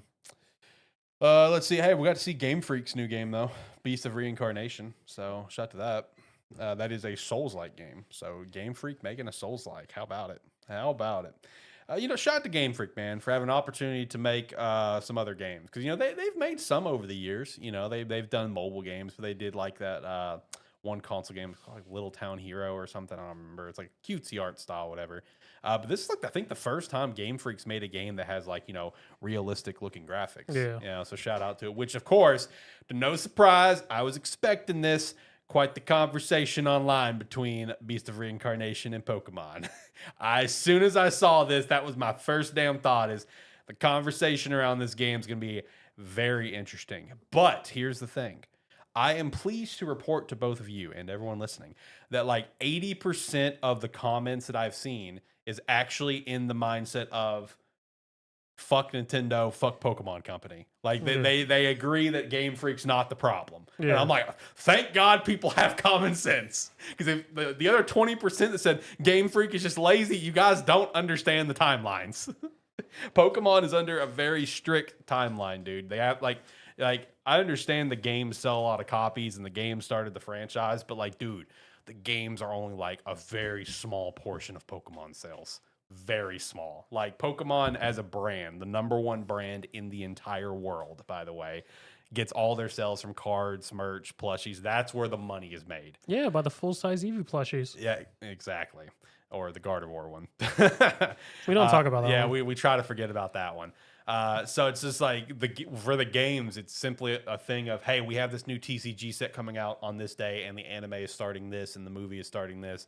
So you need to have things done by this, and that's why games. That's why things happen. That's why Pokemon Z wasn't a thing. And that's why you saw remnants of Pokemon Z in Sun and Moon. But those same remnants that was in Sun and Moon was not in Ultra Sun and Moon. Because it was just like, well, we were working on Z. Just take the Zygarde cells and the Ash Greninja, just throw it in Sun and Moon, and we're just going to move on. And, then with those same deadlines, that's why Sword and Shield and Scarlet and Violet to some extent had like graphical issues. Because now you're upgrading to a home console, a lot more power behind it, a lot more work behind it versus, handheld lower powered consoles. So it's like naturally you're going to see the implosion. But if you let Game Freak cook, clearly they can make a good game, as we're seeing with Beast of Reincarnation, which looks really sick. I'm actually really excited for Beast of Reincarnation. Did get the confirmation for Persona 4 remake. Shout that Persona 4 Revival. No one got the title right. Yeah, not a single person got the damn title right. No release date on it. So it's just kind of, we'll see when we see it. Did you guys see the trailer for the Animo, whatever it's called? Yeah, the weird, whatever we're gonna call it now. Like a Power World game type game. That's the only way. Was it Power World-esque? That's It what I seemed more thought it- Pokemon-esque. Pokemon Power World-esque. See, I assumed it was gonna be like monster catching type of game, and then it's like, oh, it's like an online multiplayer game. Like what? So it's more like Tim. That's what I said. It's like, okay, I guess it's more like a Tim range. It's like online multiplayer. I'm like, what? That did not get perceived to me at all in the trailer. But okay, whatever. I don't know. It looks interesting though. So John, you have nothing to say about Age of Mythology getting a DLC? I mean, Heavenly Spear, fall 2025. looks cool. I was a little shocked to see that it was getting a DLC. I was shocked too. As soon as it started coming up, I was like, wait, Age of Mythology is getting shown off here? Shout out. Yeah, I mean, pretty cool. Based on Japanese deity or Yep. Japanese and their deities, so be pretty cool. Their big ass god summoning Yamata no Orochi. Oh, also shout out to High in Life too. Why? I wouldn't expect that. No, I don't think many people were, because that was supposed to True. just be like a one and done type of thing. Well, I'm gonna play it. High in Mhm. Life was fun. I I enjoyed mean, it. it's probably gonna be on Game Pass. Yeah, I enjoyed it. Also, the new Plague Tale Renaissance, Plague Tale Legacy. Interesting that we're going away from the rats. That's my main takeaway from this. Like, it's obviously it's a clear spin-off game. I get it, but just interesting that we're going away from the rats. Like, I mean, didn't they finish off the rats? I don't know how Requiem ends. I have no clue. Weren't you at the end of it? No, I was at the end of the first game. Oh. I have not played the second. I do want to play both of them though. They actually have a physical bundle for both of them PS5. I want to get it at some point and actually give those games actually finish them. The thing that I thought was probably the funniest about this, though, is that we get Grounded 2. Oh yeah, Dude, that yeah. looks sick. Yeah, It does actually look really Shout out good. to Grounded too, man. And the fact that it's literally just the kids a couple years older after the shenanigans of Grounded. Did you watch like there was a longer segment where they talked about it? A little bit. I caught the beginning of it. So, yeah, like you were saying, it's a few years. I think it's 2 years after the events of Grounded, and instead of being in the backyard, they're in the park. Yep. And the way they talked about the scale of the game, instead of being in the backyard, they're in the park.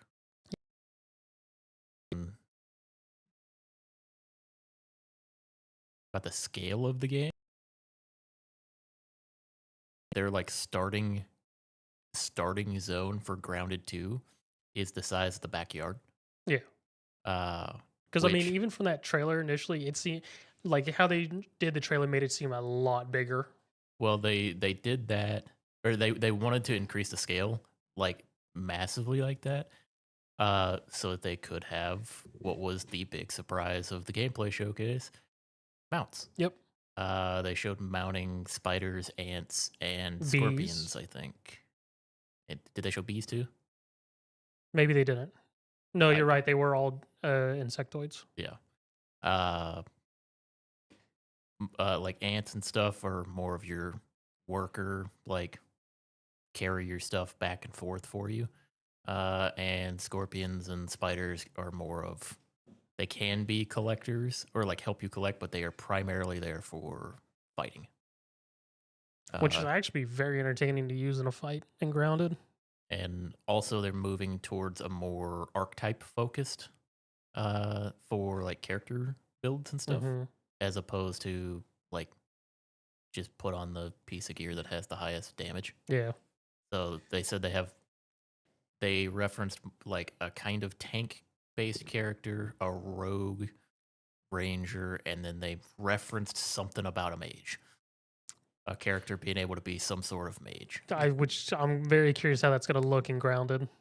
But yeah, no, Because I mean, I think we got a little bit of it seen in the trailer with the whoever had like the little like dewdropped staff thing. it's kind of along those lines of you have something, and it's like, I think they said it was something like sciencey with stuff being small. You can kind of like they're able to play with it. Yeah. It looks great. It does look very good. My mind would just be in this form of the setting. The kids of them go, they all get shrunk down. They just look at the scientists and like, you said you fixed this shit. They also did confirm as well. They are doing the exact same early access approach that they did previously. That's what I was going to be curious about. They're doing the same approach where they're, but for this one, it's going to be more like it was towards the end of Grounded, where it's longer periods between patches and then big drops of content. Because that's one thing they said is like we found out people were willing to wait on it, and they would rather wait on the big updates. Yep. So that's how they're planning on doing that. Yeah, and that's the early access starts next month in July. Now, with that, I saw someone really point out, man, for Xbox this year, Obsidian is Xbox's MVP this year. Yeah. I mean, you had Avowed come out, you have this come out in July, and you have Outer Worlds 2 later this year. I mean, Obsidian is right now Xbox's MVP for this year. So shout out to that. I will say also one other game to shout out, At Fate's End looked pretty cool. That one's on my radar for next year. The graphical art style, how fluid it looked pretty neat. Excited for it. But no, dude, me and like the rest of the internet were so mad with that COD trailer because like we're all like the amount of reaction I saw from that was the same reaction as me. It was like excited. It's like, oh, this looks pretty cool. This looks cool. What is this? Just for it to be Black Ops and I was the same reaction as all these other reactions I've seen of just, oh my fucking God.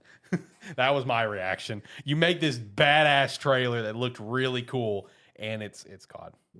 Cool. See, meanwhile, I was just like, oh God, okay, moving on.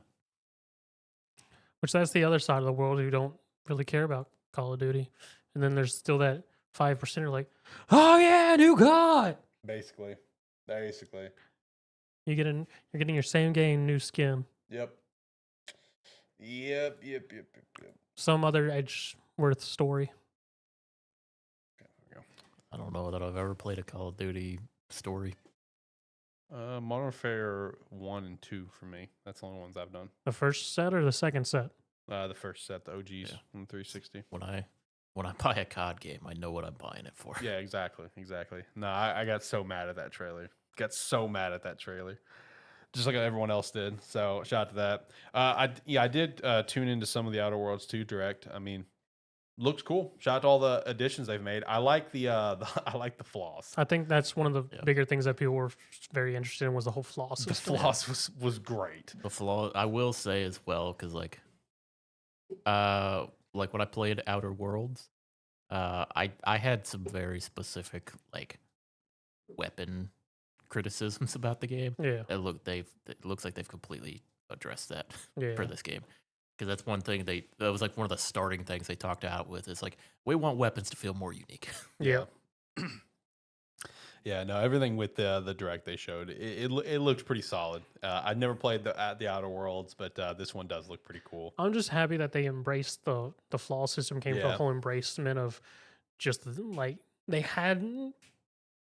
It wasn't called flaws in the first game, but just like if your stats were just too low, like the most notable one was the dumb. If your intelligence was like I think under like 10, you'd gain the dumb answers. Yeah, it was that. It was a very minor thing in the first game. But it was something people attached to. Yeah, so now they get to have bad knees. Or kleptomania. Yeah, shout out to that. The bad knees, man. I saw that. I'm just like, God bless. You're calling out so many people, myself included. Jesus. No, I mean, overall, the Xbox Showcase, it was fine. I mean, like I said, it was my favorite show of the big ones we got, but that doesn't mean that it was like, oh my God, I'm going to talk about this thing for years to come, Yeah, it was whatever. And it's fine, I guess. Yeah, I mean, the Xbox Showcase was kind of the story of the entire weekend's worth of stuff for me, which was as a lot of games I'm not interested in. Yeah. Or it's like a couple in each one. I'm like, yeah, I might. I'll probably check that out. Like I'll play Outer Wilds too. Yeah. One thing to shout out as well is when Phil Spencer came on, he did confirm that for Xbox's 25th, Gears of War E-Day will come out next year, as well as a new Forza, as well as a new game of something that's been with us since the beginning, and just assume it's probably just new Halo of some capacity. All rumors and reports right now are saying a full-blown like Combat Evolved remake. And I'm just like, I mean, the remaster was kind of borderline a remake. Yeah, we don't really need another Combat Evolved. Yeah, but it might be. It looks like it might be a Combat Evolved like remake, like an Unreal Engine 5 remake, which would look cool. It would be really cool. They're just rephrasing how they're trying to sell Marathon. Oh God, no, that's PlayStation. Remember, Bungie, Bungie, owns them. So, no, one thing I thought about when I saw like Halo Combat Evolved remake is just like, I wonder if they would use that as like potentially the excuse, especially since this Combat Evolved remake would be like Unreal Engine 5. Is I wonder if they would use that as an excuse to kind of start working towards moving on from Infinite. And, having this Combat Evolved remake have multiplayer, have online multiplayer. It's something I thought of. Like, could they use that to start moving past Infinite? I mean, they could. Yeah. The multiplayer would still be crap. What, for the Combat Evolved one? Yeah, if it's the same service as Infinite. No, I mean, it would be Unreal Engine. Because the Infinite's slip space, which is what caused them all the problems. Okay. Yeah, because they're moving on to Unreal Engine for all future Halo stuff. Gotcha. So in theory, it should be a lot easier for the entire team to develop and work on, because apparently that's such a big issue with the last like 3 Halos, is they've all been under this slip space engine, which apparently is an absolute developer nightmare. I don't know anything beyond that, but so I don't know, that's something I thought of, is could they use Combat Evolved remake as an excuse to move on from Infinite, get like back to basics roots, and just let people go play a Halo multiplayer. I don't know, something to think about. We'll see though if it ends up happening. All right, so I guess we can start going through the rest of the weekly wrap up now. Let me go back over to here. So staying in the realm of Microsoft, Microsoft's dedicated handheld has been fully canceled. I know we talked a couple weeks ago that it has been like postponed to focus on stuff, but apparently it has been fully canceled even for like the next gen, as Xbox focuses on a new software platform, which again, we've talked about. They want to try to have a better software interface to compete with the Steam OS, which is kind of taking over the world right now to an extent in the gaming space. And plus, Xbox made its lead on Asus of future handheld versions. So the dedicated handheld for the next generation is done. It'd be weird to make the partnership and then be like, "Hey, I know we're partners. We're doing our own thing, but just ignore that for now." Yeah, exactly. Next, I got just a slate of Sony news to shout out. So the Sony CEO recently said that the PS6 is the top priority for Sony right now, which, I mean, I guess in terms of like production timelines would make sense, but a lot of people are, looked at this like, man, it feels like we're still just getting started with the PS5, because it does. It does still feel like we're just getting started with the PS5, especially with the next thing. Yeah, exactly. For the first time ever, more players are playing the PS5 versus the PS4, confirmed by Sony. But yeah, let's all steam ahead on the PS6. I mean, again, based on timelines and productions and whatever, it makes sense from a business standpoint. It just feels weird. Well, the other thing is, it's like usually I mean, we've talked about this to death, but it's like usually you go ahead and you make the move to start working on your next generation of console as a way to, or like because the hardware has been pushed to its limits or is getting close to being pushed to its limits, and developers need that new hardware to be able to continue making games. Meanwhile, on the PS5, I don't think we're even close, Yeah. really, and especially with the PS5 Pro, it's like you could go another probably 7 years and not have any issues. Right. Because right now they're looking at 2028 for the PS6. And again, based on timelines, makes sense, right? You get all the checks done, you need trademarks done, patents done, whatever, and then you begin the production process. Makes total sense for the timeline, but it just feels strange because of everything you just said. And it also made me think the other day, if we ever have like one of those like free Saturdays where we got not have a lot to talk about, one idea that I had is we should totally just real quick in like a weekly wrap up thing revisit our episode 100 topic, because like we said at the time, where we rank the Xbox Series, the PS5 could very much change over time. I think we need to revisit that list and see if they get dropped down a little bit, because I feel like they might drop down a little bit. I'm not sure. It might be interesting to kind of revisit that sooner or later. Sony also appears to be removing the region restrictions on Steam and PC games. God that damn, was a get big rid thing. of them. Yeah, that was a big thing like for a while. I mean, it's been a big thing since they went to move to PC. Yeah, and it's one where it became one when they started enforcing the account thing, like the Sony account on Steam. Yeah, is when it became an issue. But then even after that, they like even for games where you don't have to log into your Sony account to be able to like play certain games, they're still not like allowing those games in any of those like locked regions, because like they want all of their market to be the same. Yeah, and since some of their games can't be played there, they're not allowing any of them to be there. right. It's the dumbest thing. They're just locking themselves out of hundreds of countries. Exactly. So it appears that they are removing that. So kudos to them for doing it, but it just took a little too long. Yeah, took you a year of bad PR. Right. Sony also confirmed that Wolverine and Intergalactic will launch after March 2026, which that number one is Vegas shit, and it was more so just confirming that it's not going to be in this fiscal year, which I think everyone could have assumed that. What are we even talking about? That this was part of your interview, but whatever. Apparently, Ben Studio, which that is from the Days Gone team, they're laying off about 30% of their studio after their live service game they were working on got canceled, but they are now starting to work on their other project. Man, that sucks for them. It's like you get brought into this with this huge live service motion, and then it's just like, well, your game got canceled before we even showed a single thing of it to the world. So, I mean, I understand why people would have to get laid off if you hired people that work on live service games, multiplayer games, like that's their entire background. I can understand it to a point, but it's still just like, come on, man, that's shitty. It's like you gave them the raw end of the stick, dude. Like, what are we talking about? All right, let's hit this Dragon Age thing. Dragon Age The Veilguard. This is something, brothers. Let me tell you. So yeah, Jason Schreier, he put out a big article about Dragon Age The Veilguard, its development, and just the giant mess that it is. So here's the key takeaways from this thing. BioWare, under extreme pressure after the failures that is Anthem and Andromeda, which I think we can all agree that makes sense. The OG idea was just a smaller kind of single-player gaming experience, but EA forced a pivot to live service in 2017. So live service multiplayer Dragon Age game. Well, I mean, a lot of the systems in the game, including how the weapon upgrade system works, right? Makes sense. It is still very reminiscent of a past system that would have been potentially loot box focused. Yeah, Yep. you can see the remains of it in the game. After that, naturally, the creative director dipped, which totally fair. Probably just not his thing, and obviously probably pissed.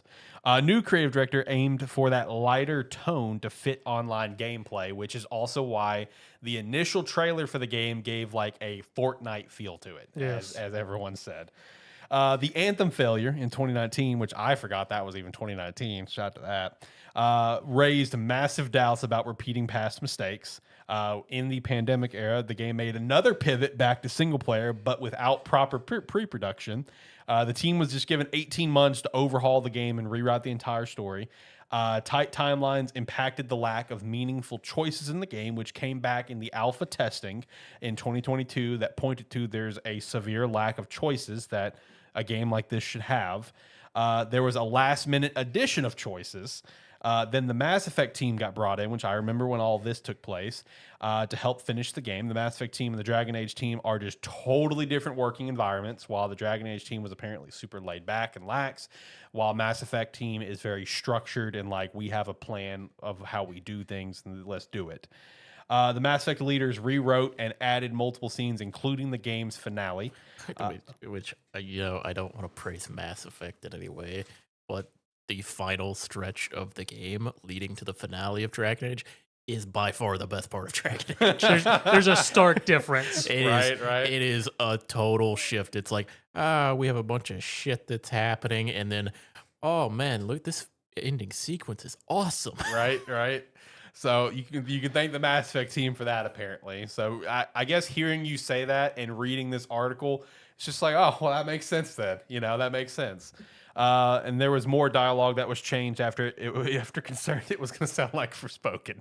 I thought that was funny, which I could kind of see that because there's definitely some dialogue in the game that I don't mind it for the most part. I didn't mind Forspoken's dialogue, but it's one of those things that I can hear some things in Dragon Age and I can definitely make the connection. So just top to bottom, the development for this game, disaster. Everything about it is a disaster. The one part of that that when you said it, I went, wait, what? It's when you said added more choices. And I'm like running through my head. I'm like, there's like three meaningful choices in that entire game. And that's what they added. Yep. And one of them is at the beginning of the game, and one of them is like at the end of the game. And I'm pretty sure one of them is a side quest. Yeah. So it was really one of those things that the game was just so far that you really just couldn't add a lot. So they at least added a few, you know what I mean? So I don't know. And then with BioWare's future, so apparently BioWare only brings in about 5% of EA's revenue yearly. EA getting most of the revenue, of course, from sports and shooters. We knew that. There are analysts that believe EA will continue to support BioWare for the payoff of like a hit RPG because of their history with Mass Effect and what this new Mass Effect could bring. However, analysts would not be surprised if EA just decided to close the doors. At this point, everything rides on the new Mass Effect for BioWare. It comes down to this, brothers. If this new BioWare is anything less than just a massive hit back to trilogy form, BioWare is probably done, boys. This is GG.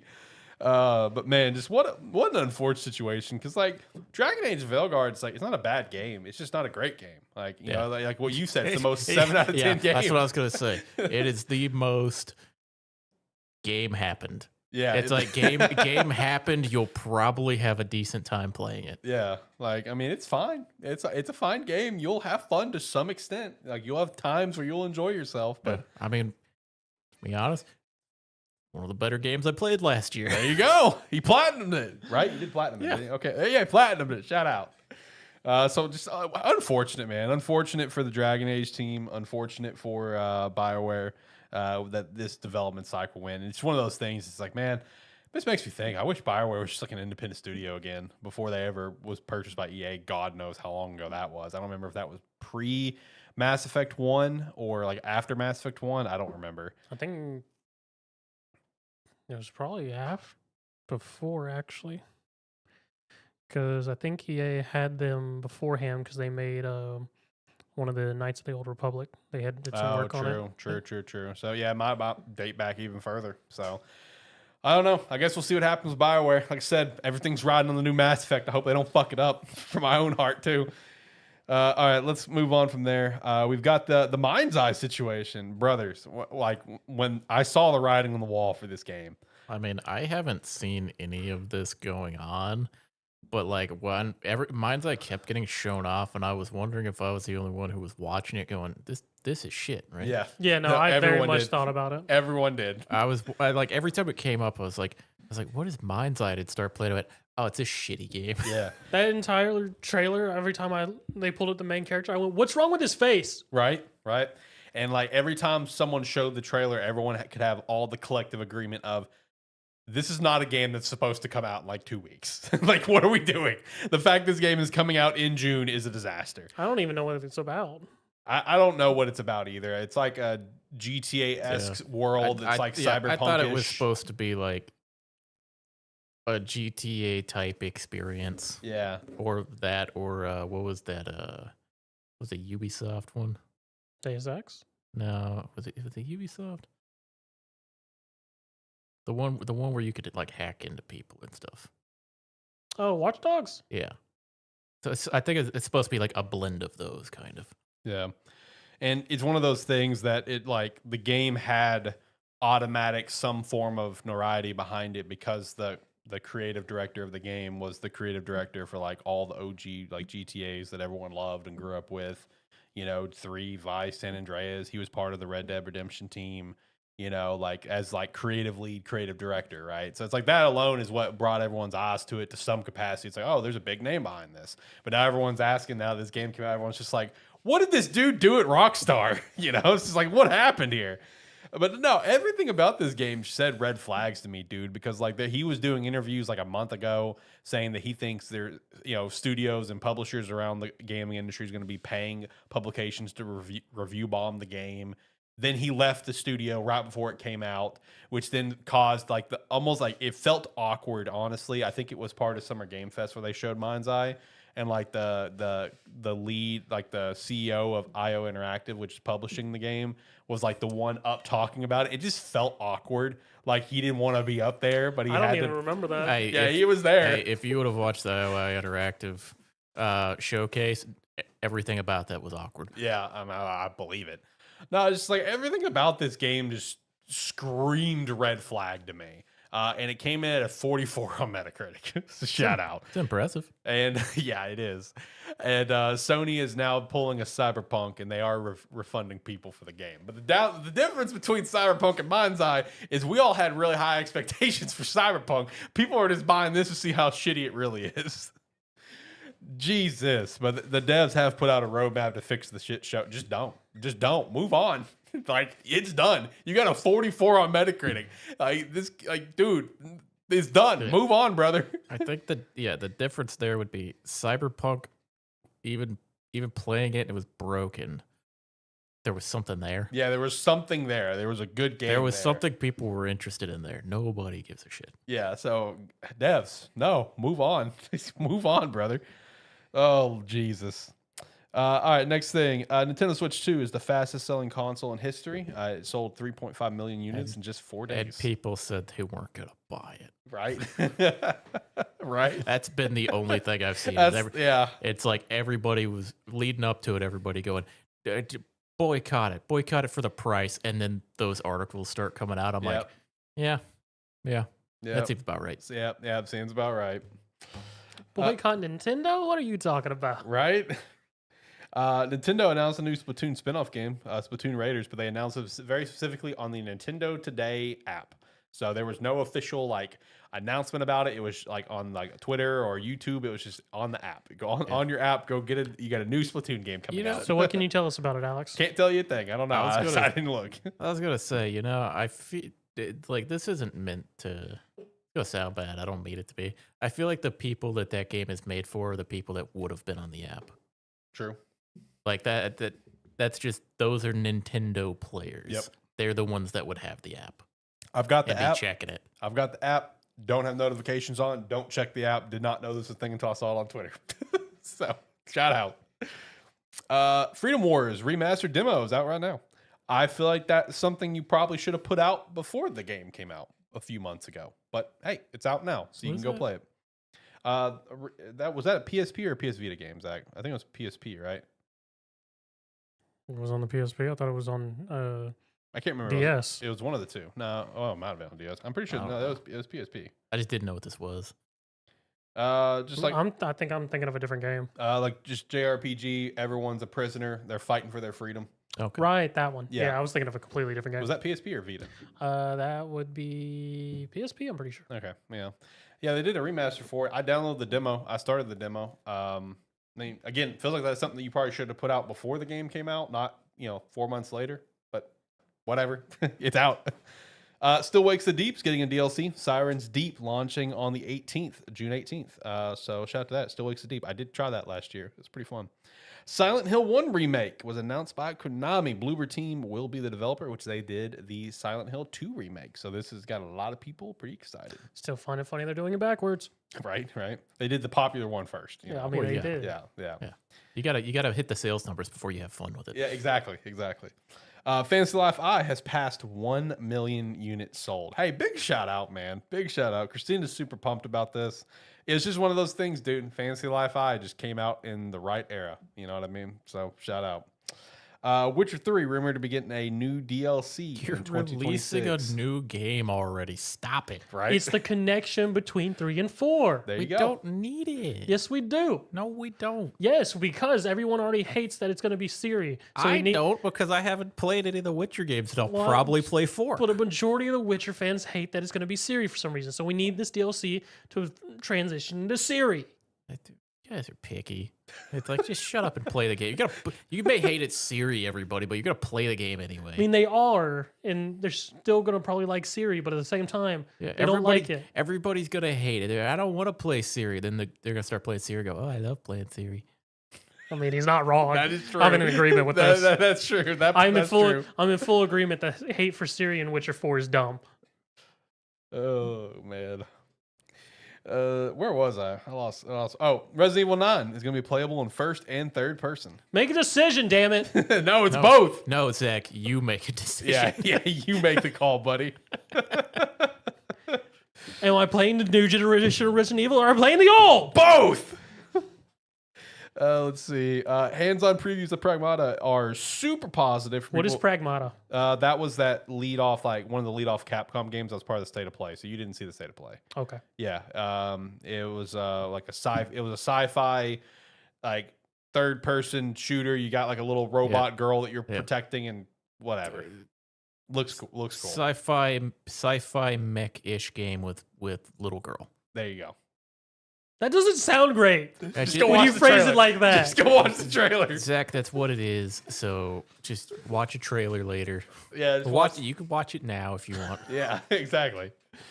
Capcom will also be counting Nintendo Switch 2 game key cards as digital sales. As they should. I mean, technically that's correct. It's not a physical game. Yeah, I mean, that's technically correct. It sucks, but it's technically correct. Chief producer of Persona 5X said that Persona 1 and 2 collabs would be difficult due to them not having 3D games and would have to create the models from scratch. Enough interest, though, can make it happen, however. So, shout out. Imagine if the first thing of 3D models you get of those games is going to be from Persona 5X. I could see it. I could see it as well. Because, I mean, first 3D models is either going to be on a new engine, so they're not going to look anything like their originals. Yep. They already changed them how they looked on the PSP. Yep. Man, I don't give a shit about Persona because I was looking at that going, what's a PlayStation X? A PlayStation X. New console that just got revealed. I was like, man, I don't know what this, like, did he mistype that somehow? I do that a lot, so it's a fair thing to assume. Let's see. Just Cause 5 was canceled mid-development. Damn. Yep. Rip. That was the last piece of news that I had. You guys got anything? No.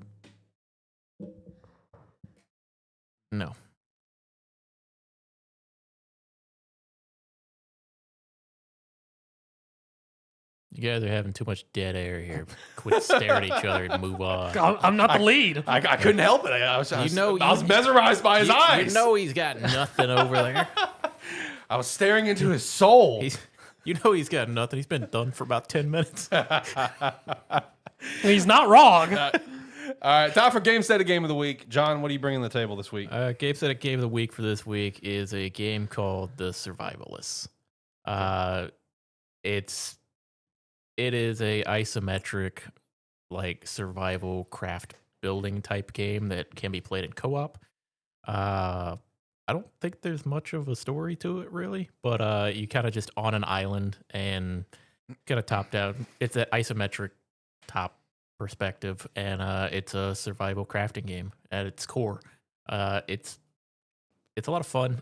I don't know how much content it actually has. I think I played it for like 10 hours, maybe 10 hours or so, and felt like I did just about everything there was to it. But you can always find more stuff to do in it. It's pretty fun though. It's got like little dungeons to explore, open world. It's got you end up having a little bit of like create a raft and go around and stuff like that. The gimmick to the game is for kind of, because in a lot of these type of games, there's a bit of automation that you can end up doing. The automation in this game is you rescue monkeys from cages, and then you command the monkeys to build and craft your items for you. That's the gimmick of the game. All right, cool. Your automation is you go around the map collecting monkeys, and then they they work at your base for you.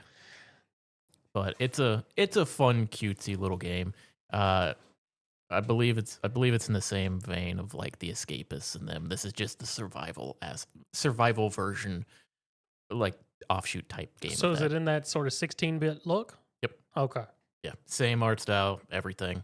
A lot of fun. I played it co-op, and it's just another enjoyable like survival crafting type game, but like one without a lot like large commitment that you have to Is put it into it. large more focused on the crafting than the surviving? Yeah, it's like the surviving aspect of it is basically just down to there's food in the game so you can restore your health type thing. And then but it's mostly crafting. But yeah, it's a cute little crafting type game. A lot of these type games usually have like a long commitment, long play time that you could do to it. This is a shorter one, so thought I'd chat it out. Nice. Another Gamesthetic game of the week in the books. Also, shout out to Today's for Atlas Reactor. Why? The original video that I uploaded to YouTube Studio and posted, and I immediately went to the public video, whatever, to go check it real quick. I forgot to include game footage. So it's just us on the side and black. And I'm like, damn it. All right, take that down real quick. I got to go make the new video real fast. Fitting. Yeah, I guess fitting, yeah. Rest in peace, the game's Reactor. dead. Oh, jeez. All right, let's hit the music. Let's get out of here. Like, comment, subscribe, rate, whatever your platform allows. It does help. If you can give me a better description of what the heck the altars is, I'll appreciate it. I like that. If you like what you saw here with us, we do these live streams every Saturday-ish, about 6 p.m. Central Time. So if you want to come check us out live, that's when we'll be here. The Altars is a great game where you just it's a base building survival game with narrative and nobody choices, said it was a you bad go out game. and We you just said venture out and get resources. You spent and 25 minutes talking about it, and we don't know what the game is. Just go download it. It's on Game Pass, brother. You're supposed to convince us. I'm just confused. I feel like I did a wonderful job. And hopefully you had a great time listening to the show. If you want to support us further, the Patreon is a great way to do so. As well as join the Discord, be a friend, tell a friend, and check out some Agent Ink and Rogue Energy with the referral link down below. Until next time, guys, have a good one. Bye.